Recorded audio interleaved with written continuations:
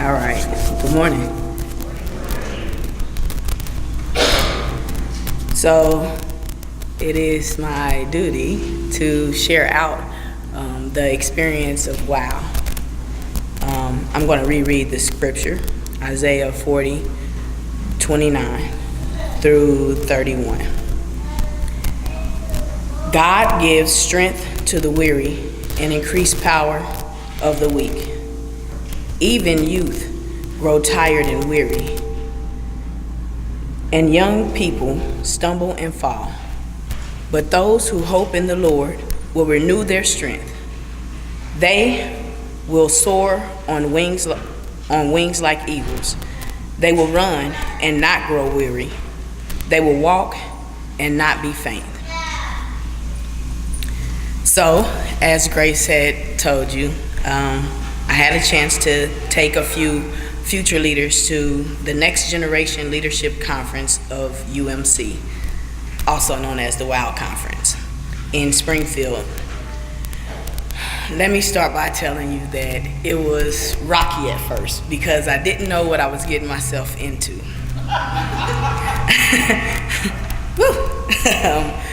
We were the first group to arrive, and shortly after we had gotten there, the buses and vans started rolling in. So it was like hundreds of youth getting off of buses, and I had a chance to see a few of the local St. Louis United Methodist congregations there, a couple of my fellow classmates at Eden, and then I had a chance to meet some new United Methodist leaders that were, and we kind of talked about and exchanged information about different mission trips.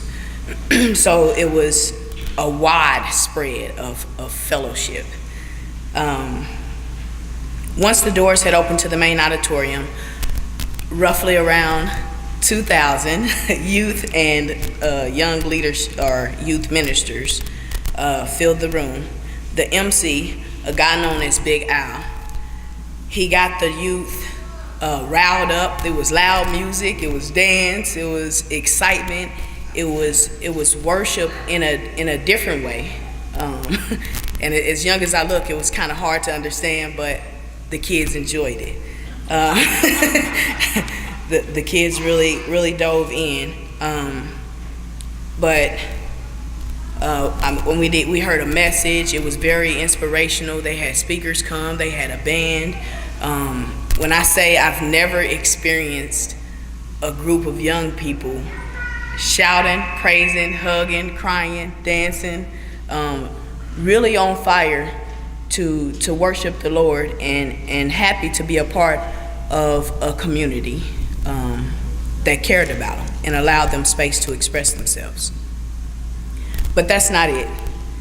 It was when we broke off into the small sessions. So they have different sessions and groups choose which ones. And thanks to Grace, we attended some very powerful sessions.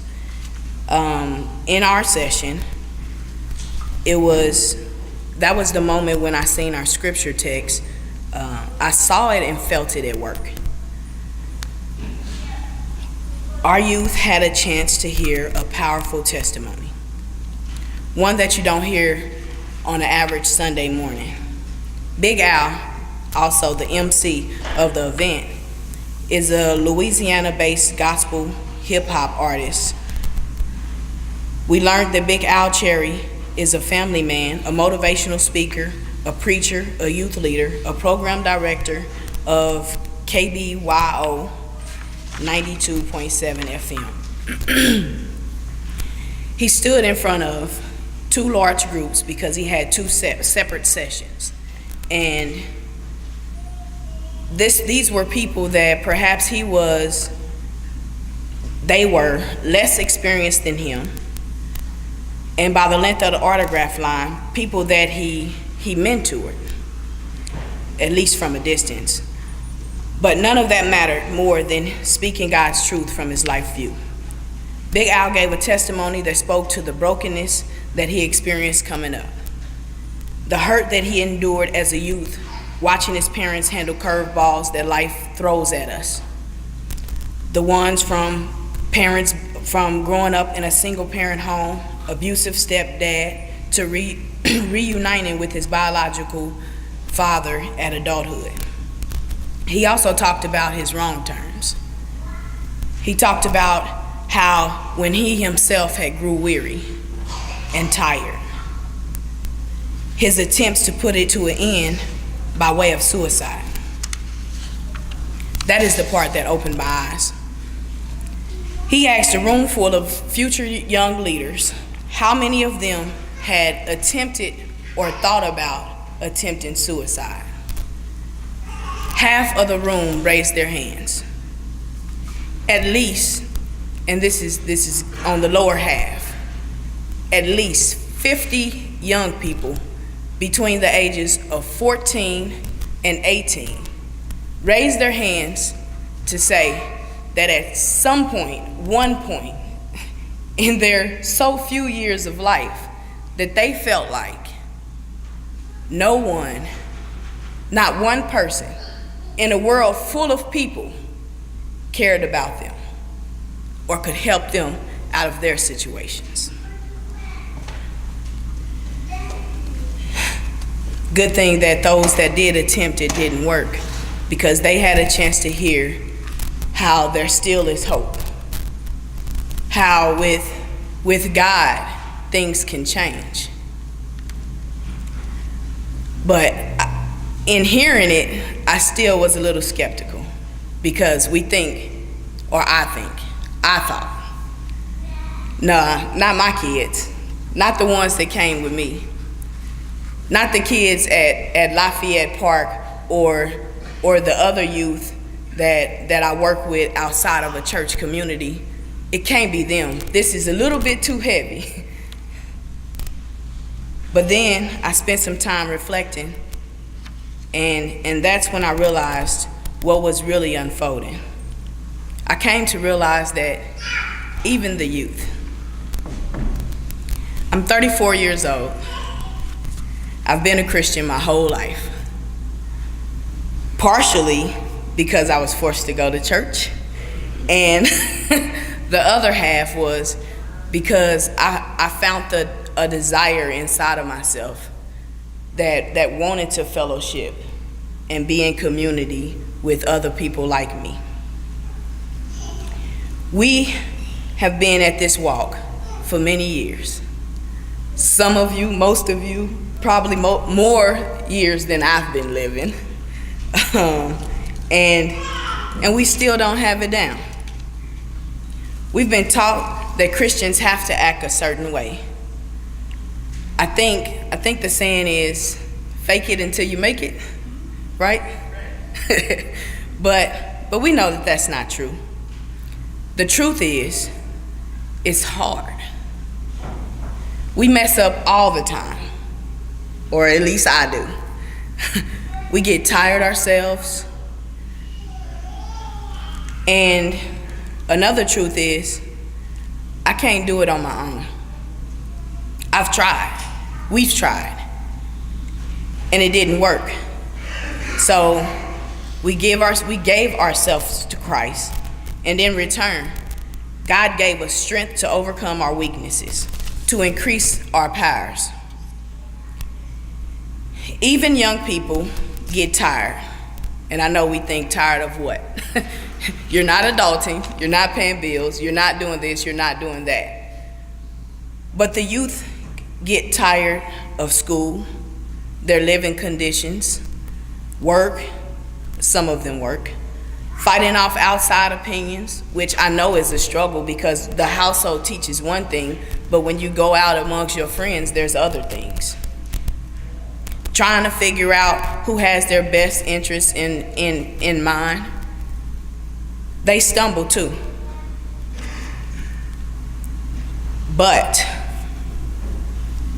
the noun tense of but states an objection.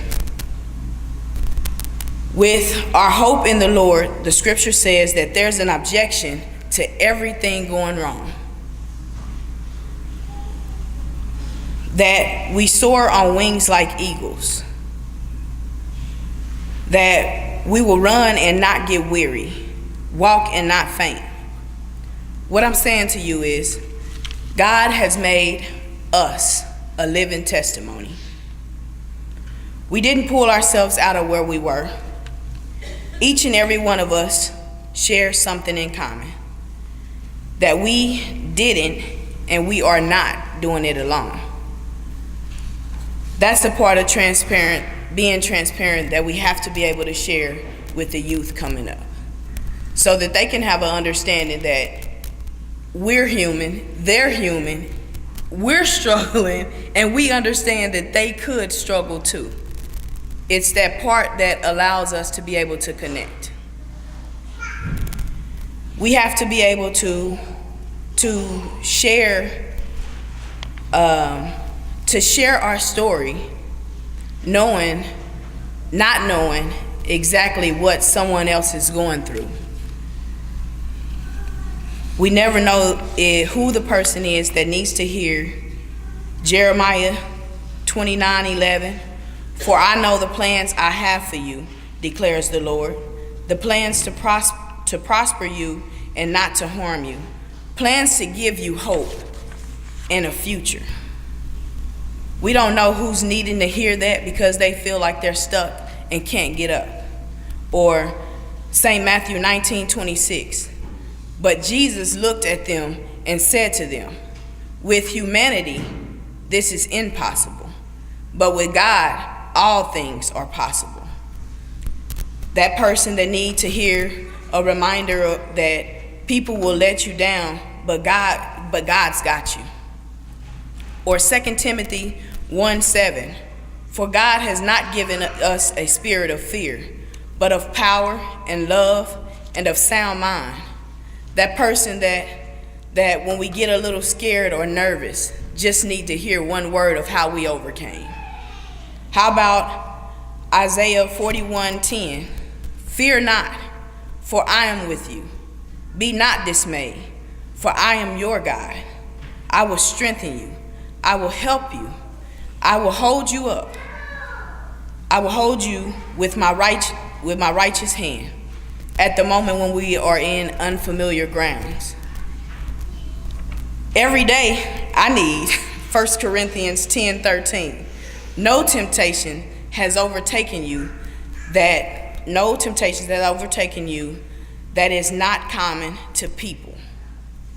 God is faithful, and God will not let you be tempted beyond your ability. But with temptation, God will also provide a way of escape that you may be able to endure, because managing adults and youth is very challenging to me. Or how about when we feel isolated from everyone and need reminders from Psalms 32:8? I will instruct you and teach you in the way you should go. I will counsel you with my eye upon you. These are all scriptures that perhaps at some point in our life we've seen them activated. We've had a chance to have that encounter of God, and somebody else is standing waiting to hear those things. I had a chance in attending that conference. I know I'm sharing out about what I got from the conference, but it was really what the conference had given to me. I had a chance to see the children stand in groups, locked arm in arm, crying, confessing that life is hard. I also had a chance to see how the youth came to their own rescue, and the leadership there, we stood and we prayed, crying out over them in understanding that, or to allow them to feel and know that we're there with them, that we feel the things that they're going through, to encourage them that life goes on, that there is life with God and we can overcome. That taught me that God didn't save me for me. That God saved me so that I can share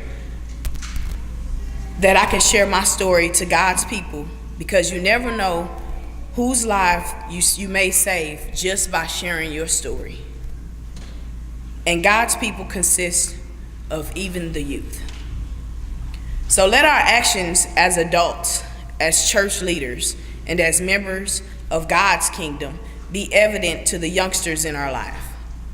Let us hug them with our words and our actions of support, that it be understood to them that let no one despise you for your youth, but set the believers an example in speech, in conduct, in love, in faith, and in purity. And that scripture comes from 1 Timothy 4:12, a piece that every youth there had a chance to take home. Thank you.